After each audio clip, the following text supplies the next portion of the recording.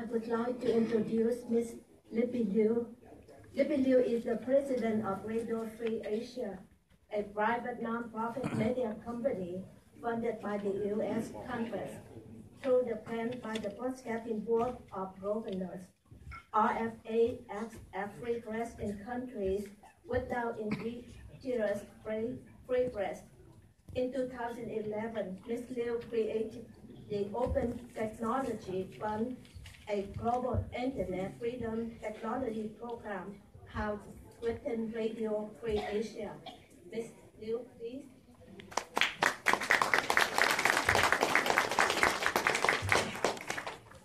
Thank you so much for having me here.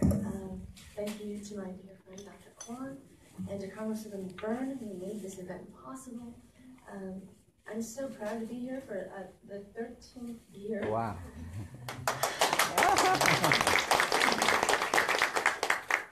And I'm so proud to represent Radio Free Asia, which, despite the enormous obstacles that the Vietnamese government throws at us, we continue to deliver unfettered news and information to the Vietnamese people, the people that seek and deserve this information. But most of all, I'm privileged to share this occasion with all of you. I'm so inspired by Scott and the senator and the congressman, and obviously the deep commitment to the human rights situation in Vietnam, which is in such sad shape right now. It's your unwavering support of RFA that matters. It matters to us, and it matters to the people in Vietnam.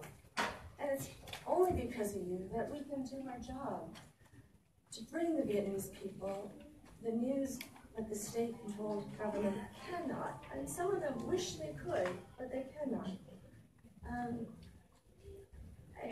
For a moment, I wanted to raise the very sad recent death of the Buddhist follower, Lin Long, while in police custody, since we did talk about religious freedom, and it's just continuing tragedies in Vietnam there. But today, I'd like to focus on Radio Free Asia, because this year, more than any other year in our past, brave citizens inside Vietnam have given us reports, videos, and photos from the inside. And that has profoundly affected the people that follow this news. Unfortunately, they themselves have become the story now, because reporting on these stories carry grave risks. Our sources and our own journalists who are in the field are harassed, beaten, and even thrown in prison. And this is the case of Nguyen Van Hoa, who I'd like to profile today. He's an RFA contributing videographer in jail right now. Nguyen Van Hoa has been in the regime's custody since January 11th, charged under that vague Article 258 for abusing democratic freedoms to infringe on the interests of the state. This well-known 22-year-old citizen journalist was the first person to use a drone camera to broadcast live footage of the mass peaceful protests against the Formosa steel plant for RFA. Last October, his aerial photos and videos of more than 100,000 people protesting peacefully were picked up on media and went viral. In November, he was targeted and beaten, and his equipment was taken away. But this didn't stop him.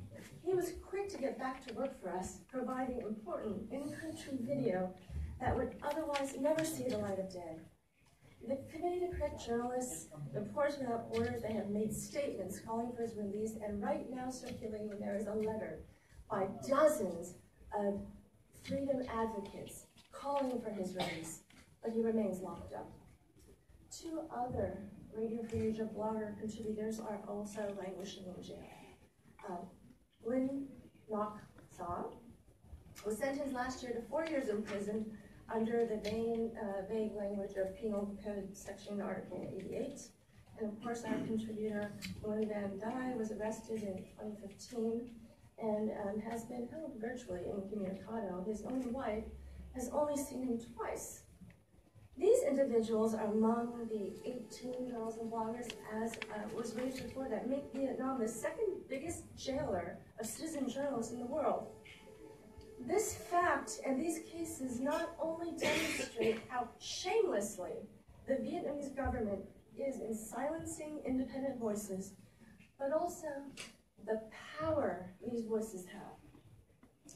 It doesn't matter that their citizens can see, hear, and smell the truth around them. The authorities can't and won't tolerate any narrative but their own. Truth threatens totalitarian control. And that's why the journalists of RFA, like the people of Vietnam, will not give up, and we will not go away.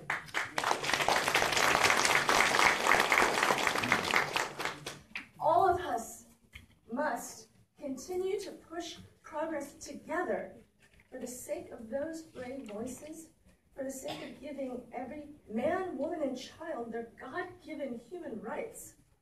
And thank you, every one of you, our partners in this battle for the sake of the Vietnamese people.